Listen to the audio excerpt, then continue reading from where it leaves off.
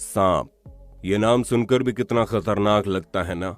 और अगर गलती से ये हमारे आसपास दिख जाए तो हमारी नींद तक उड़ जाती है। वैसे तो हमारे शहरों और गांवों में पाए जाने वाले सांप आकार में बहुत ही छोटे होते हैं, लेकिन हमारी इस पृथ्वी पर कुछ ऐसे सांप भी पाए जाते हैं जिनको सिर्फ तस्वीरों में ही देखने भर से किसी के भी रोंगटे खड़े हो जाएंगे। वहीं कुछ सांप तो ऐसे भी हैं जो गलती से आज के वक्त अगर जिंदा होते तो शायद इस पृथ्वी पर हम इंसानों का कोई नामो निशान भी मौजूद नहीं होता। और आज हम इस वीडियो में आपको बताएंगे दुनिया भर के 2 ऐसे विशालकाय और खतरनाक जीवों के बारे में जिनके विशालकाय शरीर और उनकी असीम ताकत को जानकर आपके लिए यकीन करना मुश्किल हो जाएगा कि क्या सच में पृथ्वी कभी ऐसे जीवों का घर हुआ करती थी।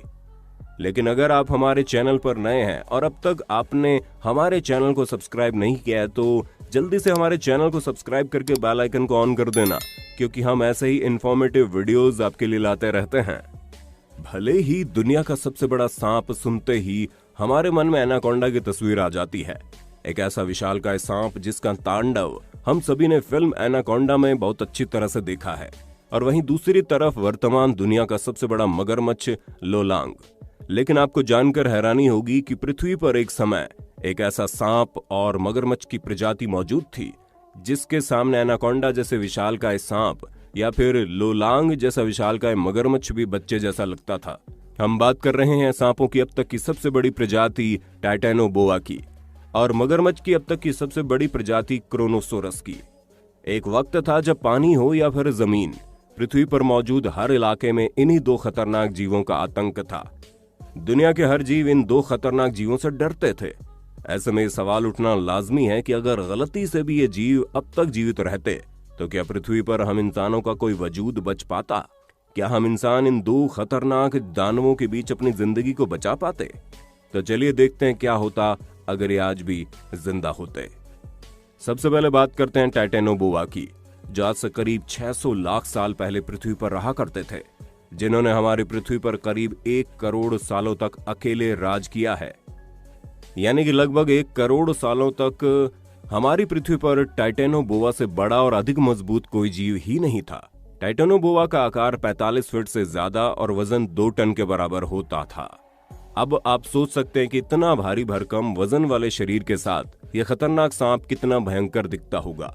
इसकी लंबाई का अंदाजा आप इस बात से ही लगा सकते हैं कि अगर एक कतार में 8 ट्रक को खड़ा कर दिया जाए तो इस सांप की लंबाई के बराबर भी नहीं हो पाएगा। अगर आज के जमाने की एनाकोंडा की तुलना टाइटेनोबोआ के शरीर से की जाए तो आपको जानकर हैरानी होगी कि एनाकोंडा का वजन टाइटेनोबोआ के आधे से भी कम होता है। टाइटेनोबोआ कितना खतरनाक होता था इस बात का अंदाजा आप इससे भी लगा सकते हैं कि बड़े से बड़े मगरमच्छ को भी अपना भोजन बना लेता था। इसके शरीर में इतनी ताकत मौजूद थी कि हाथी और हिप्पोपोटामस जैसे जीवों को भी खा सकता था। लेकिन उस वक्त हिप्पोपोटामस जैसे जानवर नहीं हुआ करते थे, लेकिन टाइटेनोबोआ उस वक्त के बड़े बड़े मगरमच्छों तक को अपना भोजन बनाया करते थे। सबसे पहले मगरमच्छ को पूरी मजबूती के साथ अपनी कुंडली में जकड़ना और फिर एक झटके में पूरा का पूरा मगरमच्छ निगल जाना। वहीं दूसरी तरफ अगर पानी में रहने वाले क्रोनोसोरस की बात करें तो क्रोनोसोरस कितना खतरनाक था इसका अंदाजा इससे लगाया जा सकता है कि इसकी खोपड़ी का साइज ही 4 मीटर से ज्यादा था। क्रोनोसोरस की लंबाई 40 फीट थी। इसका वजन 12 टन था, जो आज के वक्त में पाए जाने वाले ब्लू व्हेल से भी कई गुना ज्यादा है। लंबाई के मामले में भले ही क्रोनोसोरस टाइटेनोबोआ से कम था, लेकिन ताकत के मामले में यह टाइटेनोबोआ से कई गुना अधिक होता था। मगरमच्छ की जैसी बनावट वाले क्रोनोसोरस के मजबूती जबड़ों में बहुत ही नुकीले नुकीले दांत हुआ करते थे और एक बार जब कोई शिकार इन जबड़ों की पकड़ में आ गया तो उनका छूटना नामुमकिन हो जाता था। अब एक तरफ था टाइटेनोबोआ जो पृथ्वी के जंगलों के साथ साथ पानी में भी अकेला राज करता था, और दूसरी तरफ क्रोनोसोरस जो पानी के अंदर अपना आतंक कायम करके रखा था। अब आपके मन में एक सवाल जरूर होगा, क्या ये दोनों खतरनाक जीव आपस में नहीं लड़ते थे? तो आपको बता दें, ये दोनों जीव कभी भी आमने सामने नहीं आ पाते थे, क्योंकि इन दोनों ही जीवों के रहने का इलाका काफी अलग था। एक तरफ जहां क्रोनोसोरस ठंडे समुद्री इलाकों में रहना पसंद करते थे, तो वहीं दूसरी तरफ टाइटेनोबोआ पृथ्वी के गर्म इलाकों में रहना पसंद करते थे। अब एक बार इस बात की कल्पना करके देखिए, अगर ये दोनों ही खतरनाक जीव एक साथ पृथ्वी पर मौजूद होते तो क्या हम इंसान इनके बीच अपने वजूद को बचाए रख पाते? या फिर क्रोनोसोरस और टाइटेनोबोआ का आतंक मानवों की प्रजाति को हमेशा के लिए खत्म कर देता? रिसर्चर्स की माने तो अगर टाइटेनोबोआ हमारी पृथ्वी पर मौजूद रहता तो वो भूमध्य रेखा की तरफ पाए जाने वाले देशों में रहना पसंद करता।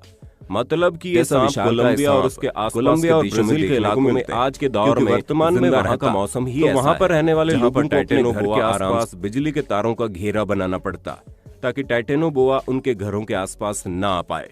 इस खतरनाक सांप का सामना करने के लिए वहां के लोगों को हर वक्त तैयार रहना पड़ता और संभवतः बहुत से लोगों को इस सांप से सामना करते वक्त अपनी जान भी गंवानी पड़ती।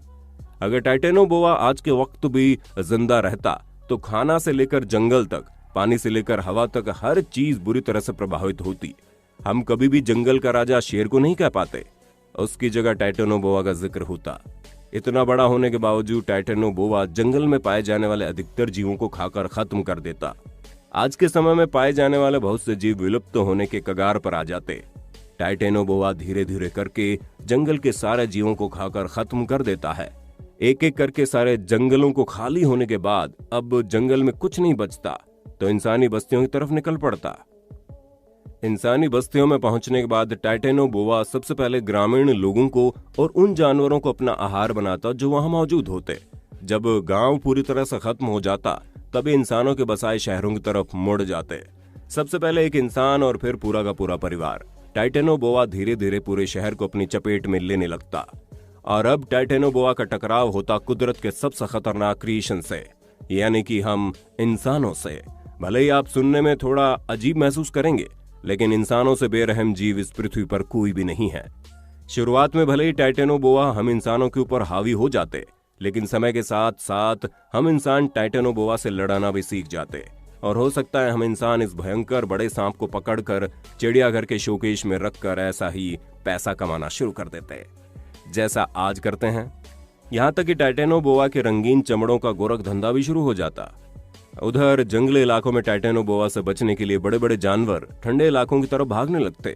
गर्म इलाकों के जंगल पूरी तरह खाली हो जाते, जिससे जंगल और जंगल का वातावरण पूरी तरह से खराब हो। दूसरी तरफ बात क्रोनोसोरस की करें तो ये भारी भरकम समुद्री दानव समुद्र के इलाकों पर अपना कब्जा जमाए रखता।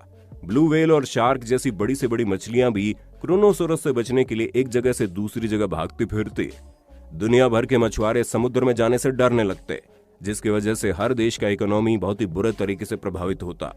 समुद्री जहाजों को इतना अधिक मजबूत बनाना पड़ता कि वो लहरों के साथ साथ इस खतरनाक दानव के अटैक का भी सामना कर पाएं। इतना ही नहीं, समुद्री इलाकों की निगरानी करने वाले सुरक्षा जवानों को घुसपैठियों के साथ साथ समुद्र के इस विशालकाय दानवों का सामना करने के लिए भी तैयार रहना पड़ता। एक तरफ पृथ्वी के जंगलों और जमीनी इलाकों पर टाइटेनोबोआ का तांडव और दूसरी तरफ समुद्री इलाकों में क्रोनोसोरस के आतंक की वजह से पृथ्वी का वातावरण इतना अधिक बिगड़ चुका होता कि ऐसे बुरे वातावरण में इन दोनों का ही जिंदा रहना बहुत मुश्किल हो जाता। पृथ्वी का वातावरण ऐसा हो जाता कि ये दोनों खुद ही अपनी विलुप्ति के कगार पर पहुंच जाते और अंत में भूख और पृथ्वी के वातावरण में हो रहे बदलाव की वजह से हमेशा के लिए खत्म हो जाते। तो दोस्तों, कैसी लगी आपको ये वीडियो? आपको क्या लगता है, क्या हम इंसान टाइटेनोबोआ और क्रोनोसोरस जैसे विशालकाय जीवों का सामना कर पाते? आप अपनी राय कमेंट में बताना। ऐसे इंटरेस्टिंग इंफॉर्मेशन वाली वीडियो देखते रहने के लिए हमारे चैनल को सब्सक्राइब करके बेल आइकन प्रेस करना मत भूलना, क्योंकि हम आपके लिए जानकारियों से भरी ऐसी वीडियोस